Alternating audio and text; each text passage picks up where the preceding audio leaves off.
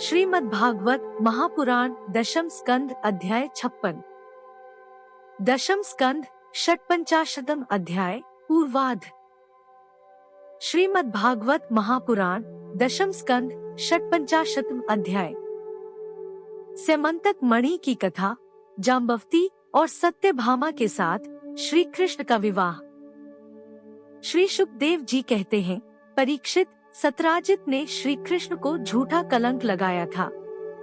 फिर उस अपराध का मार्जन करने के लिए उसने स्वयं स्यमंतक मणि सहित अपनी कन्या सत्यभामा भगवान श्री कृष्ण सौंप दी। राजा परीक्षित ने पूछा, भगवान, सत्राजित ने भगवान श्री कृष्ण का क्या अपराध किया था? उसे स्यमंतक मणि कहाँ से मिली और उसने अपनी कन्या उन्हें क्यों दी?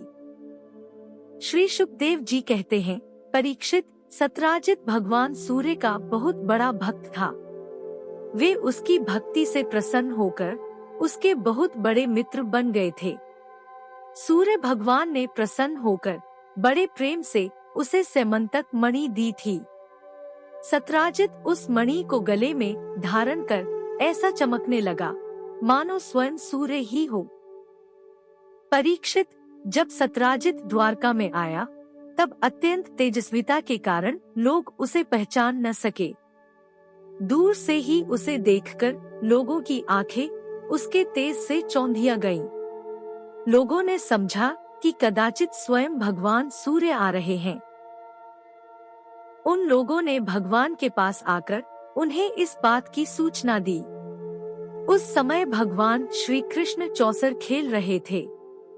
लोगों ने कहा, शंखचक्रधारी नारायण, कमलनयन दामोदर, यदुवंशी रोहिणी गोविंद, आपको नमस्कार है। जगदीश्वर, देखिए, अपनी चमकीली किरणों से लोगों के नेत्रों को चौंधियाते हुए प्रचंड रश्मि भगवान सूर्य आपका दर्शन करने आ रहे हैं।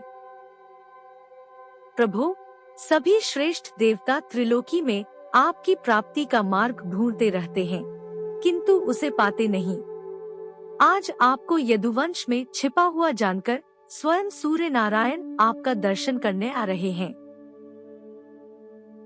श्री शुकदेव जी कहते हैं, परीक्षित, अनजान पुरुषों की यह बात सुनकर कमलनयन भगवान श्री कृष्ण हंसने लगे। उन्होंने कहा, अरे, ये सूर्य देव नहीं है, यह तो सत्राजित है जो मणि के कारण इतना चमक रहा है। इसके बाद सत्राजित अपने समृद्ध घर में चला आया। घर पर उसके शुभागमन के उपलक्ष्य में मंगलोत्सव मनाया जा रहा था। उसने ब्राह्मणों के द्वारा स्यमंतक मणि को एक देव मंदिर में स्थापित करा दिया। परीक्षित, वह मणि प्रतिदिन 8 भार सोना दिया करती थी और वहाँ वह पूजित होकर रहती थी। वहाँ दुर्भिक्ष, महामारी, ग्रह पीड़ा, सर्पभय, मानसिक और शारीरिक व्यथा तथा मायावियों का उपद्रव आदि कोई भी अशुभ नहीं होता था।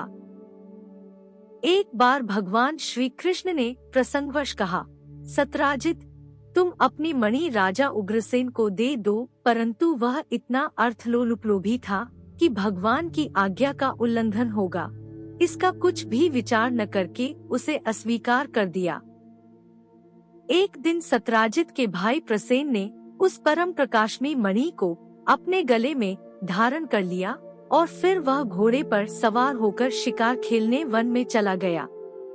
वहाँ एक सिंह ने घोड़े सहित प्रसेन को मार डाला और उस मणि को छीन लिया।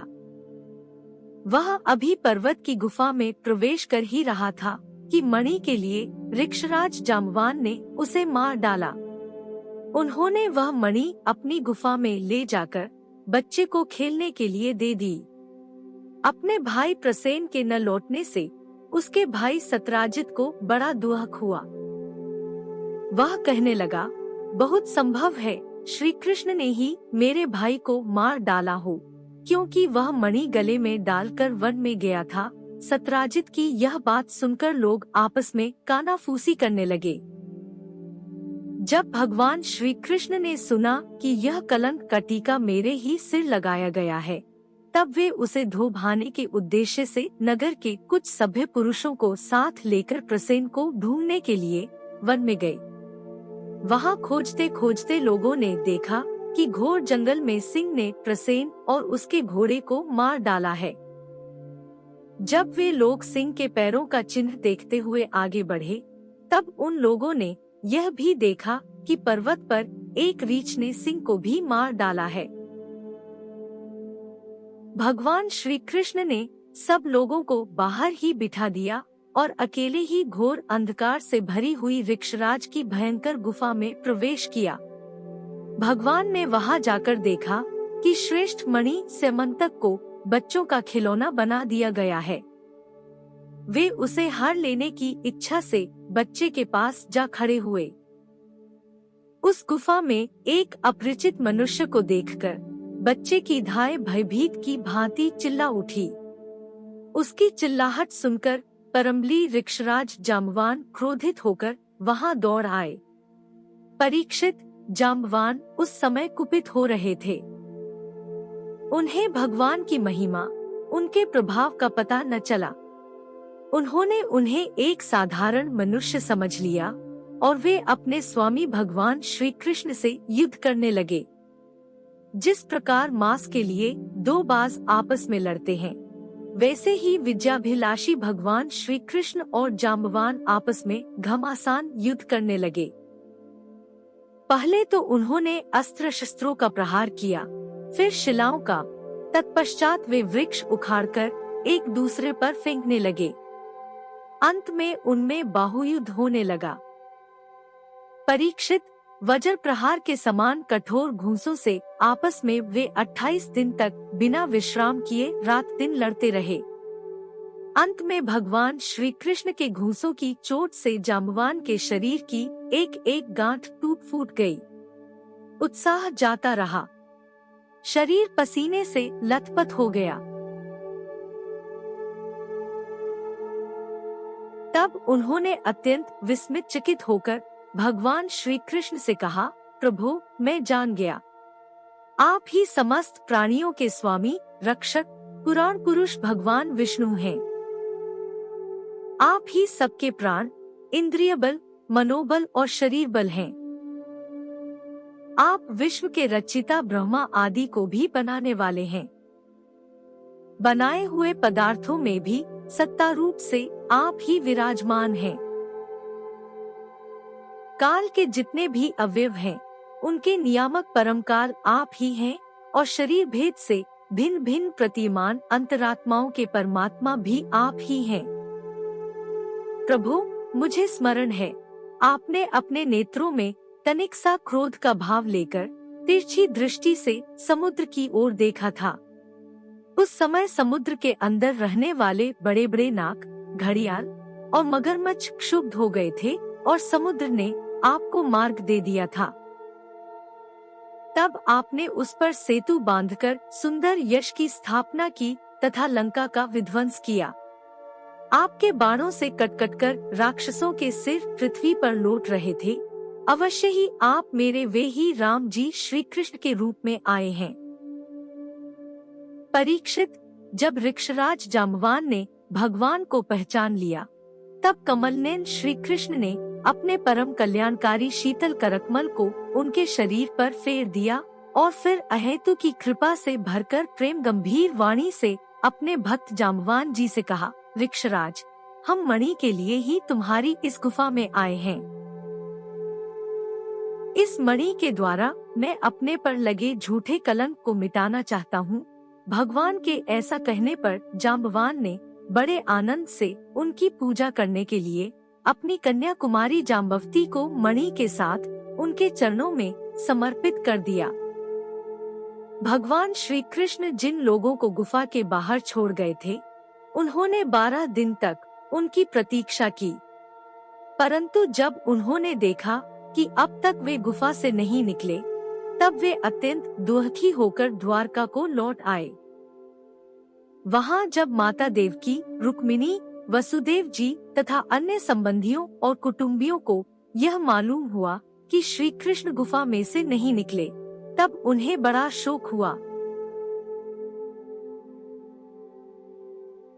सभी द्वारकावासी अत्यंत दुखित होकर सत्यराजित को भला बुरा कहने लगे और भगवान श्री कृष्ण की प्राप्ति के लिए महामाया दुर्गा देवी की शरण में गए। उनकी उपासना करने लगे। उनकी उपासना से दुर्गा देवी प्रसन्न हुई और उन्होंने आशीर्वाद किया। उसी समय उनके बीच में मणि और नववधू जाम्बवती के साथ सफल मनोरथ होकर श्री कृष्ण सबको प्रसन्न करते हुए प्रकट हो गए। सभी द्वारकावासी भगवान श्री कृष्ण को पत्नी के साथ और गले में मणि धारण किए हुए देखकर परमानंद में मग्न हो गए, मानो कोई मरकर लौट आया हो। तदनंतर भगवान ने सत्यराजित को राजसभा में महाराज उग्रसेन के पास बुलवाया और जिस प्रकार मणि प्राप्त हुई थी वह सब कथा सुनाकर उन्होंने वह मणि सत्यराजित को सौंप दी। सत्यराजित अत्यंत लज्जित हो गया। मणि तो उसने ले ली, परंतु उसका मुंह नीचे की ओर लटक गया। अपने अपराध पर उसे बड़ा पश्चाताप हो रहा था। किसी प्रकार वह अपने घर पहुंचा। उसके मन में आंखों के सामने निरंतर अपना अपराध नाचता रहता। बलवान के साथ विरोध करने के कारण वह भयभीत हो गया था। अब वह यही सोचता रहता कि मैं अपने अपराध का मार्जन कैसे करूं? मुझ पर भगवान श्री कृष्ण कैसे प्रसन्न हो? मैं ऐसा कौन सा काम करूं जिससे मेरा कल्याण हो और लोग मुझे कोसे नहीं? सचमुच मैं अदूरदर्शी क्षुद्र हूँ। धन के लोभ से मैं बड़ी मूर्खता का काम कर बैठा।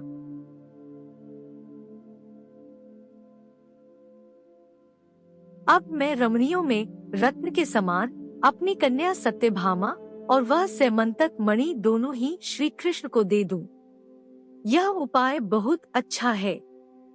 इसी से मेरे अपराध का मार्जन हो सकता है और कोई उपाय नहीं है।